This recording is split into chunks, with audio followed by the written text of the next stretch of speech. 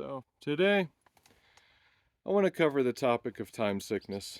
This is a great, just the word, the phrase, time sickness, can take your mind so many places in regards to interpreting the world you see around you. And for me, it really means a lot in regards to kind of my working life, my, business, my jobs I've had, and my pursuit of basically financial stability.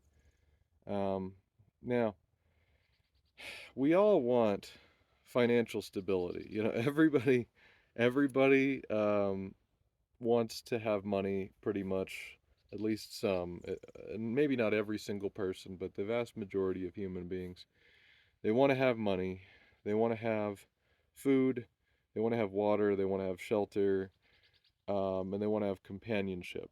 And so, because we place money on such a pedestal, especially in the West. I think we do this a little bit more, um, you know, and that's something I think, and there's parts of the world where money is in its proper place. It's a means to an end, and so it's not about having a ton of it. It's about having enough to have what you need taken care of, and you know, whatever you can create on your own, hey, you need less money. And so that's kind of, I think, a better place to approach money from than this, oh, I got to get as much of it as I can. Oh, I need to pursue it. Oh, everything is about the pursuit of money. Everything in life is about money. I think that is a highly uh, unproductive and dangerous way to approach life. Now, you can probably get what you want, make no mistake, but you may lose yourself in the process, and you may lose your ability to enjoy it when you get there. That's the problem. And so, I would advise a pursuit of money, but modify it so that you don't get time sickness. So for me, time sickness is represented by basically, um, I'll give you a visual. I'll give you a visual of what time sickness looks like to me. Time sickness is, imagine, you've got the freeway, right? And you've got all these people on the freeway in cars going as fast as they can, and passing each other and zigzagging across the freeway, driving very dangerously, um, and on their phones while driving.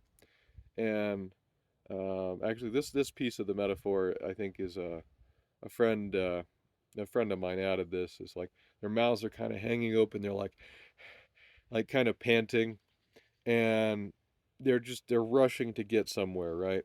And that somewhere is just to work on time, or to to go do something. um and they're always in this constant pursuit of like the next thing. And this, by the way, I think is a big issue with car dependency. And I struggle with this because my father is disabled, right? And so this debate is always challenging for me and him, because to him cars are super important, because without cars he wouldn't be able to get around. Um, and but for the majority of people, cars, as opposed to a good public transit system, with less cars, create a society of parking lots where basically, every city is just miles and miles and miles of parking, where it's difficult to walk, difficult to get around. And that's not how the whole world is. That's something that I think is important to recognize, is that the way that you see things around you is not necessarily how the whole world is. If I believed in that, man, I would be blind, because where I live right now, I live, on a fire break is my road, which has all kinds of rocks in it. And in order to get out, it takes about 20 minutes to get out to the highway. And it's like a bunch of dirt roads, and you zigzag through the dirt roads, and then you get out to some mediocre pavement, and you go along some mediocre pavement, Now, okay, if you're in a rush, you can get out there in 5 minutes, but that's beating the tar out of your vehicle. Um, and just that lifestyle, I would think, oh, I'm super car dependent, right? I have no choice but to be in a car. But the interesting thing about my situation is if I just walk straight that way, I get to town. Well, actually, it's like straight that way. I can get to town in, an hour maybe, which is really a reasonable walk. If I rode a bike, take me, 15, 20 minutes. So it turns out that in my situation, cars are just as efficient as bicycles because the roads are so inefficient that, if I want to just cut the middleman out and I'm willing to kind of mountain bike down a rocky trail, I can get to town quicker that way. And it's a lot better for my health. And, better for my mind in the sense that when you live in a car dependent society and combine on top of that a heavily capitalism oriented society, right, where we're all encouraged by our tax code to start businesses, and basically be a producer, which is great. But you combine that with car dependency, and you get this society that's always in a hurry. You know, rather than enjoying where you are in the moment, you're in a rush to drive to the next place. Drive to this place, spend a few minutes here, get back in the car, drive over here, spend a few minutes here, get back in the car, drive over here, spend a few minutes here, get back in the car. And when you're walking, it's totally different. And what you do when you walk is you kind of slow down, you take in your surroundings. It also insulates you. Something I noticed, like I took a big long walk to my friend's house yesterday, and it's like a 2, 3 hour walk. This is a pretty good walk, just because I didn't go very quick, and it's a lot of really steep hills. So I just took it slow. No reason to be in a rush. Um, but everyone that I saw walking or driving past, I waved at them, and all of them, the expression on their face was like, "I'm in a hurry." That's it. That was their whole thought process. I'm in a hurry. I'm in a hurry. I gotta go. And so that insulates them. There's a good chance I could have had some really nice interactions with some of those people. And just consider that every one of those people driving up and down the road is also missing out on interactions with each other and the ability to form community with each other because they're not talking to each other. And if we were walking home, you bet we would be encountering each other. Maybe we'd say, okay, you know what, I need to take a break for a second and just sit down. And so you see, the car really cuts out a lot of the like peaceful enjoyment time in life because in a society that's car dependent, you have to meet the time schedule of people who are also car dependent. And so everyone's just in a rush zooming, trying to get somewhere. And that means that nobody really sits down and talks. Nobody sits down and just sits and enjoys their time on this planet, and listens to the birds chirping.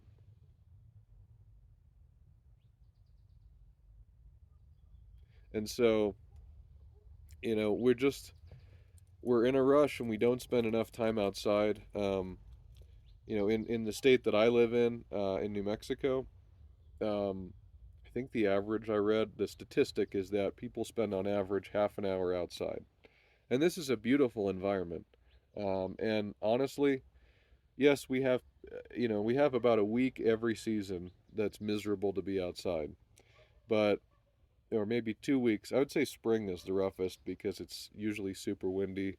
If you're down in the desert, which the majority of the people are in kind of prairie. And so, if you're down in the desert, spring is kind of rough because it's just extremely windy. Up here, we don't really have the wind problem. Um, it gets breezy, the trees will blow around, but you can go outside and spend your whole day outside and it won't bother you. Um, but, you know, a common excuse I hear when I present that statistic to people is, oh, well, it sucks to be outside. And that's a common defense for car dependency, also, is that the weather is challenging. Well, if you let the weather determine whether or not you're happy, First of all, you're not going to be adapted to anything. And second of all, um, the weather always is something. It's always hot, it's always cold, it's always windy, it's always snowing, it's always raining. There's always something about the weather that's a little bit too intense if you're not used to being out in the weather.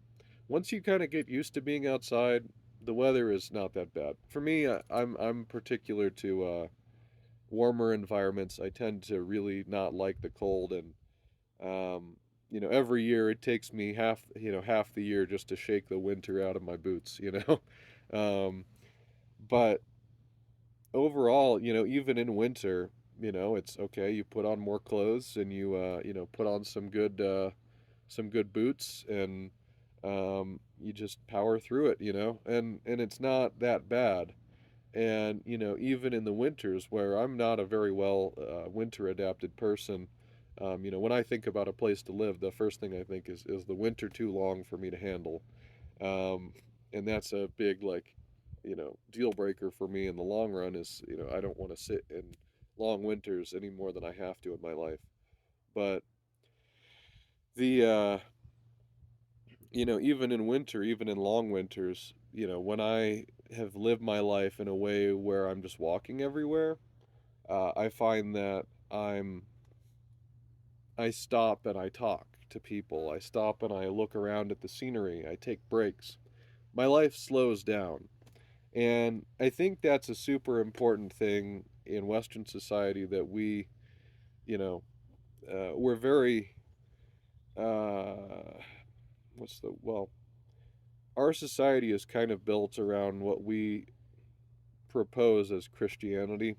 And unfortunately, because the church has taken control of that and of so many people's lives, people don't have their own interpretations.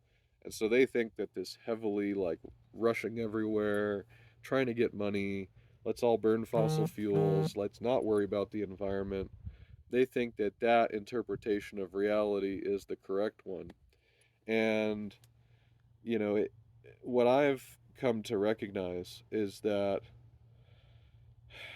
it's more about the way you interpret it inside yourself. Um, because people like to reference the Bible, big thing. People love in this heavily Christian society. People love to reference the Bible as, like, this is why I'm right and you're wrong, right?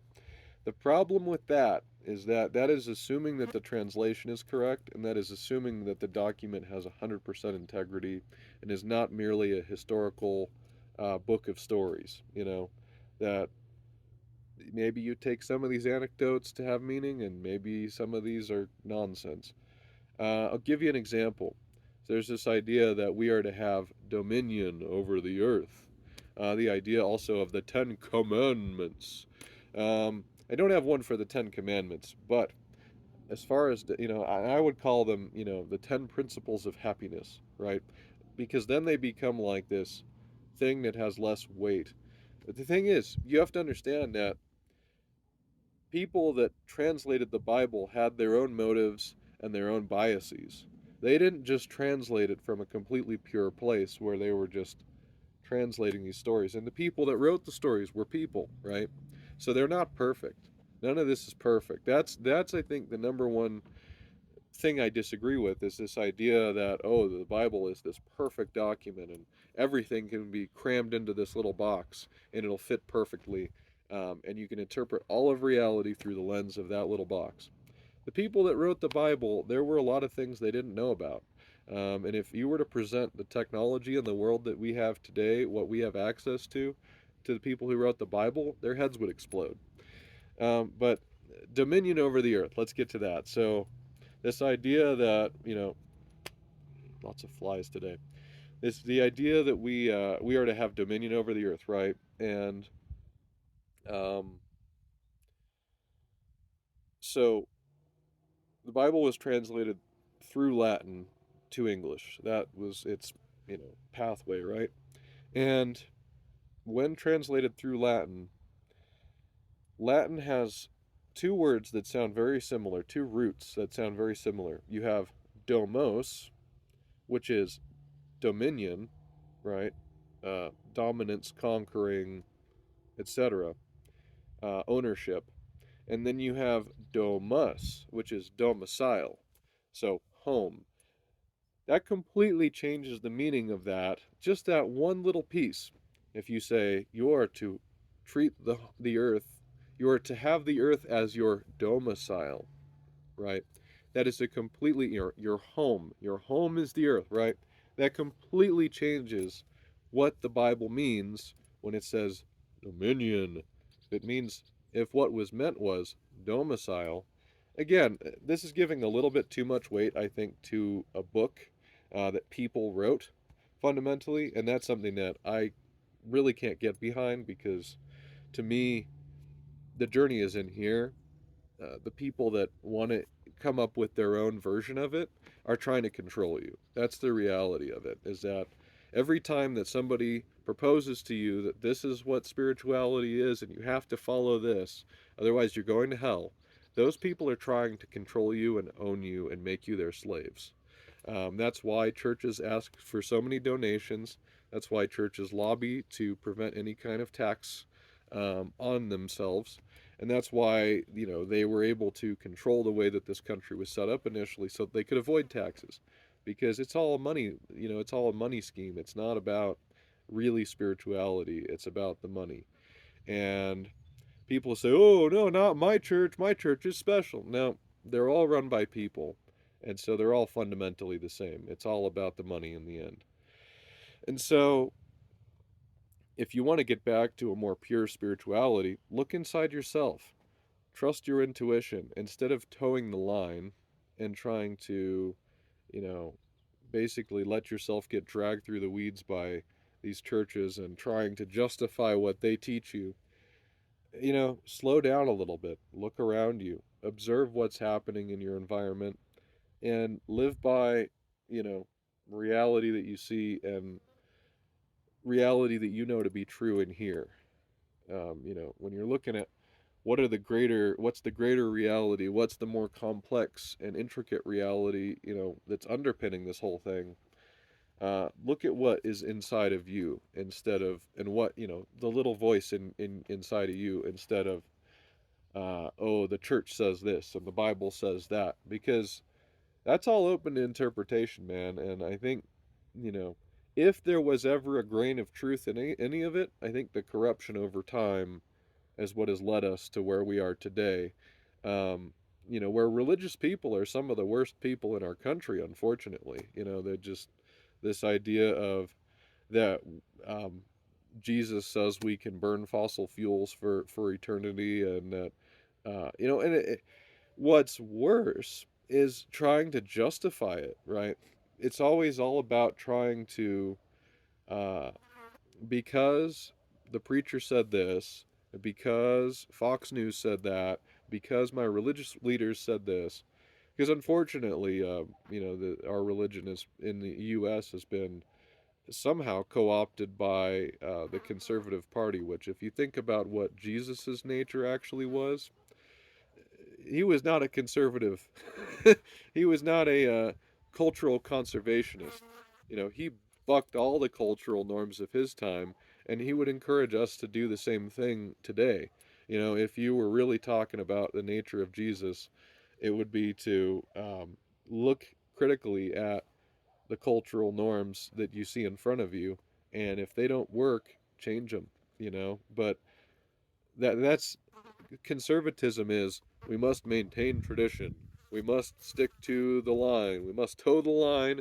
We must stick to our strict interpretations of the Bible, whatever, and live by that.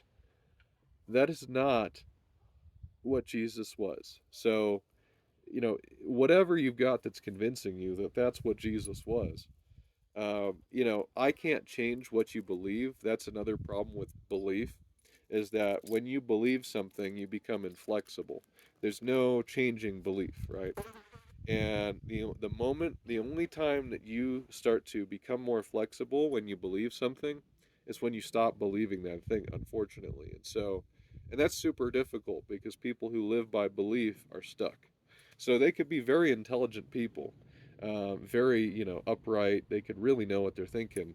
But The moment that you it's almost like a paywall. You put them behind belief, now they got to toe the line and they got to pay the piper every time they want to have a thought. They have to figure out how to cram that thought into their belief system. And it doesn't really work. And so, you'll come up with all these crazy conspiracy theories just to justify, your belief system, which doesn't even jive with what you're trying to follow, and so I would just slow down. That's all I recommend to people is slow down and just observe, and stop trying to fit everything that you see into a model of reality that you created and just slow down and observe. And to be frank, I know that I am a little bit privileged in my ability to do this because right now I'm sitting on a piece of land that doesn't cost me very much money every month. Um, my bills are small, even though I still have some debt from when I had time sickness. I got to pay off my time sickness debt, but fundamentally my life is very simple, very easy, and even if I get back into the regular world, which I probably will at some point, um, it's not. There's nothing stopping me from maintaining this mindset because I've kept it simple and I can keep it simple. There's a big difference between living below your means and living way beyond them. And so, I would recommend that everybody slow down a little bit and let go of some of this strict convictions that you have in your heart that hold you back from seeing reality for what it is. Because this is all stuff we imagined. To be frank, this reality around us, all we see is stuff we decided in our minds this is how it was. The from everything from color to the economics, the simplest to the most complicated. We decided that this was how we were going to interpret reality, and we believe that this is how reality is. Once you start to take a deep breath and relax a little bit, it doesn't have to, there's no expenditure of money that needs to happen here. There's no big change that needs to happen right away in your life to do this. Just slow down and just look around you and take a deep breath. Take lots of deep breaths, and just observe what's around you and stop trying to fit it into a model that you created for reality, because the moment you start trying to cram what you see into a model you created, you're pigeonholing yourself, right? You're stopping yourself from ascension, basically. And you're also, not only are you creating a poverty of mind and a poverty of spirit, but you're also creating a poverty in your pocketbook, because when you believe that things have to be a certain way, that stops you from being creative about how your economics are going to work, right? So, you know,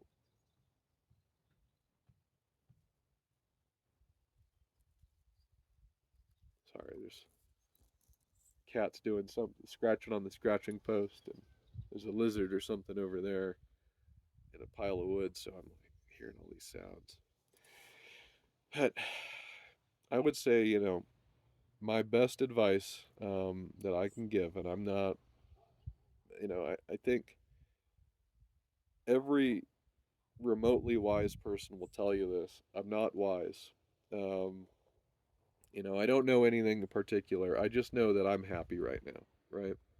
And I know that I figured out how I can be happy, what my end goals are, and they're very simple. And there's not a whole lot of material in them. There's some basics. You gotta have food, gotta have water.